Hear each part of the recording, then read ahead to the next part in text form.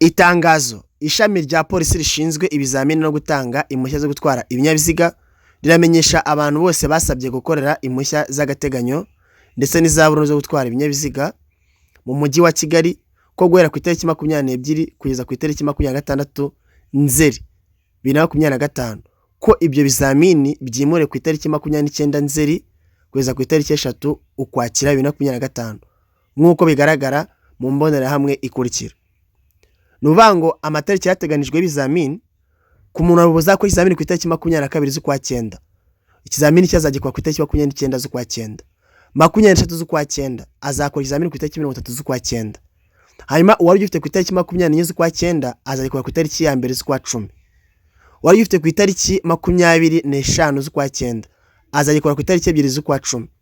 Wari ufite ku itariki 23 z'Ukwakenda azakora ku itariki 30 ku itariki 3 z'ukwezi kwa 10. Mwihangane zino mpinduka zabayeho. Kabiri, abakora ibizamini bagomba kuza bitwaje ibikurikira. Abakora ikizamini cy'uruhushya w'agateganyo bagomba kuza bitwaje indangamuntu y'umwimerere. Apana indangamuntu y'inkorano cyangwa se ikisimbura, ni indangamuntu original. Icya kabiri, abakora ibizamini by'uruhushya rwa burundu bagomba kuza bitwaje indangamuntu y'umwimerere n'uruhushya rw'agateganyo rwo gutwara ikinyabiziga rutataye agaciro. Gatatu, abakora ikizamini cy'uruhushya rw'icyiciro kisumbuye bagomba kuza bitwaje indangamuntu y'umwimerere n'uruhushya rwo gutwara ibinyabiziga basanzwe bafite.